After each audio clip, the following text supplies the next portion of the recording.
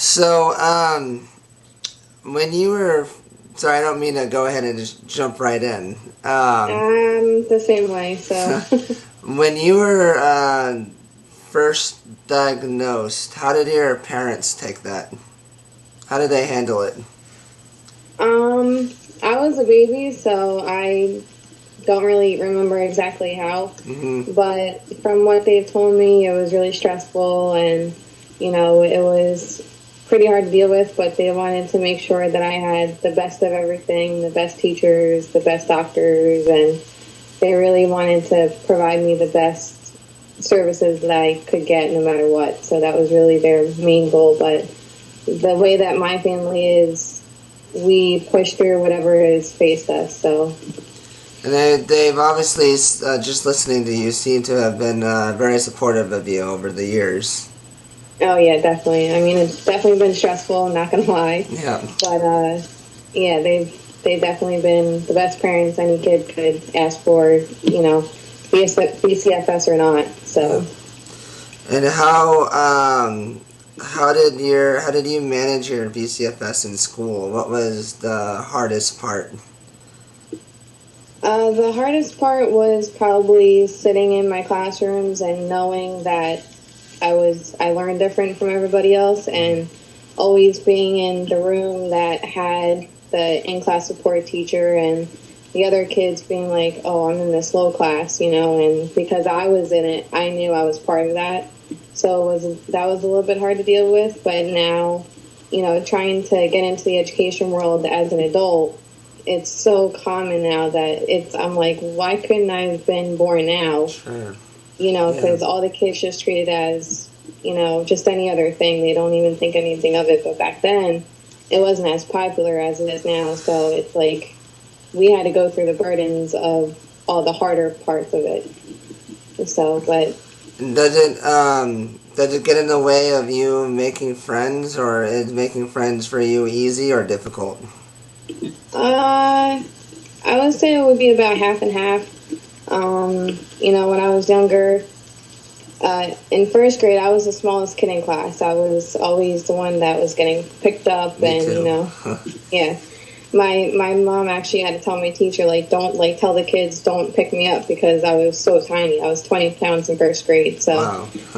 Yeah, I had to take growth hormone from first grade until I was about 8th grade, I think. Mm-hmm. And, up until I started doing sports and everything. But making friends, I made sure that, I just lived life as normally as possible. I had my best friend since 3rd grade. We met on the playground, and she's been there for me no matter what. So I have a handful of friends. I don't have a lot, but, it's more quality than quantity. And how about bullying? Do you ever get bullied? Is there any particular incident that you remember particularly well? Yeah, actually. I used to be friends with this girl in, I think it was like 4th or 5th grade. And then, how kids are, popularity gets in the way and they stop talking to you and, whatever. So when I got to high school, I think it was I was a freshman and my sister was a senior. And this girl just would not leave me alone in class. She would make sure that my life was, miserable, at least during that period of the day. And there was one day where my sister gathered up a couple of her friends and kind of crowded around her, while she walked in the room before the period began. And she kind of got the hint to be like, stay away from my sister. So, and she never bothered me again. Well, at least you got your sister. Yep. How has she, she's obviously seems like she's been on your side most of the time. Yeah. Yep, definitely. So is my brother.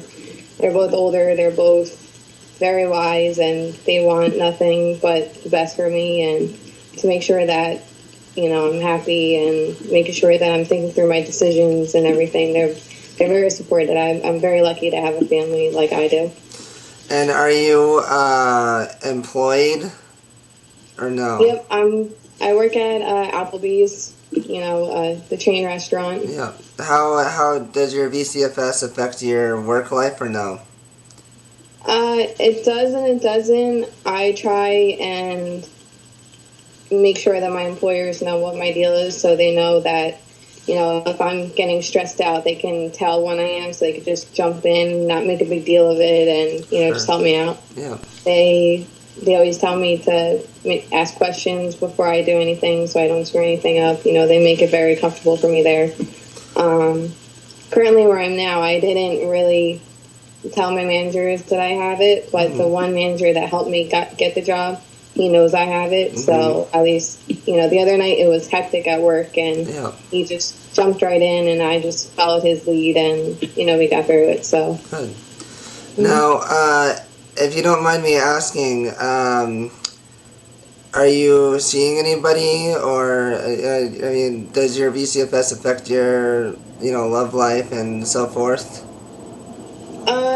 In the beginning it did, and then I was a late bloomer, so I didn't want to get into love and everything until after high school, because I know for the most part that never lasts. So I try to stay away from it. And then I was just recently in a relationship for about a year and a half, and he loved me, he supported me, loved me for who I was.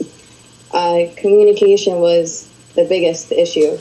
Yeah, sure. Out of anything else. So, I have a habit of telling people that I understand things when really I don't, because I don't want to see them, seeing me struggle. Like, only a handful of people really know that, firsthand.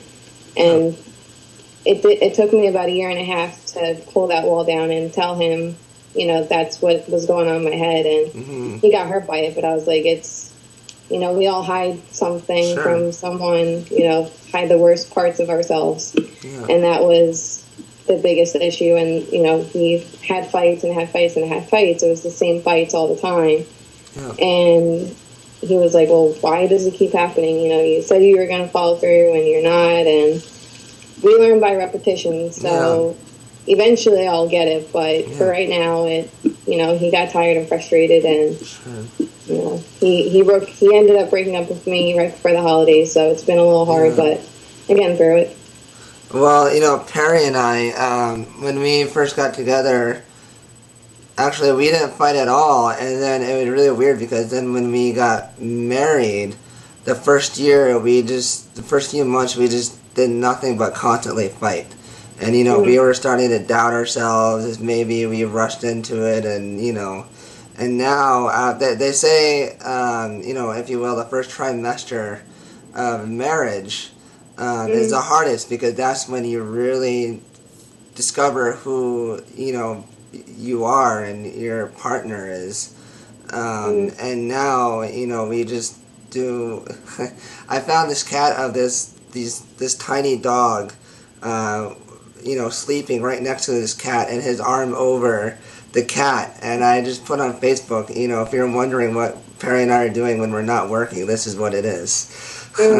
So, and she loves me exactly for who I am. And we dated for about 3 years, so she knew what she was getting into. And, I couldn't be more lucky. And so I just say, if I can do it, anybody can do it. Yeah. But I was upfront with him right from the very beginning. I'm very open about it. I'd rather tell people than to have that burden in the back of my head. They don't know. Yeah. Just get it over with, tell them, and so it's out in the open. And he still takes me for who I am. He knew what he was getting into. Yeah. It took us about a month and a half to get serious and to make it official. And it wasn't until when I was starting to look for jobs, and part of my VCFS is obsessing over one idea and never letting it go. Like, I keep talking about, I want a full-time job. I want a full-time job with benefits. That was the only thing I thought about. And, I've been trying to get into the education world, like I said before, as a paraprofessional, trying to help the kids with their own learning disabilities and helping them get through it. And that was my goal. And he was worried that I was limiting myself. He wanted me to go further, but I'm like, I have limitations. Like, you can't, I tried taking the praxis, the educational exam to get into education programs in college, and I was like, It's too much. I was like, I took it twice. I failed it twice. I passed the writing, but the reading and math. Yeah. I'm always right there, but I'm never there. Yeah. And that's what I think that was the hardest part for him, was that he was trying to push me into doing things that I didn't have the ability to do, and he felt like he was changing me. And I was like, well, you're not changing me as a person. It's just you're not accepting that there are certain things that I'm just not going to do or not going to be able to do. Well, I would love for you to be, I don't know, I think I responded to your email that I would love for you to be like a caregiver on Friends of Quinn, where you just, respond to people's questions and blogs and just give them your advice. Because we really need that right now. And, to be honest, we don't have any... when we transferred, when I went by myself when I left House Central, we lost all of our, caregivers and experts, and unfortunately right now we only have one expert. So if you are willing to do that, I would absolutely love it. And if you know anybody else who is willing to do it, please go ahead and tell them. Yeah, sure. I would be more than happy to, and I've been living with it my whole entire life, and when I read your book, you didn't find out until you were 14. Yeah.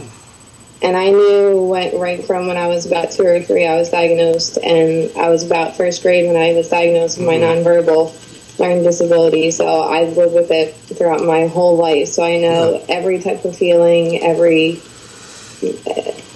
that you could possibly go through. I've been through it, and I've worked through it. I've been babysitting. I've been through every single possible situation you could think of. So I deal with stress probably a lot more than the average person, I think. Did you have any major surgeries, like heart surgery or so forth?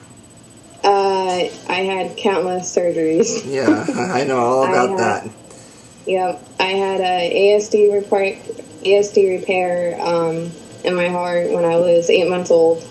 One of the arteries was having the blood flow back into the stream the opposite way it should have been. Yep. So if I was feeding with my mom, when I was getting a bottle, I would fall asleep because I was getting so tired of eating and getting the energy too, and they didn't know why I wasn't gaining any weight.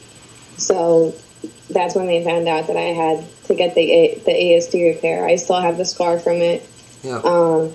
I had, I think, about 3 or 4 times I had tubes taken in and out of my ears when I was in elementary school. Yep. So I know Children's Hospital of Philadelphia like the back of my hand. So yeah. Well, I think countless times. It sounds like you and I have been through a lot of the same stuff. Mhm. Yeah.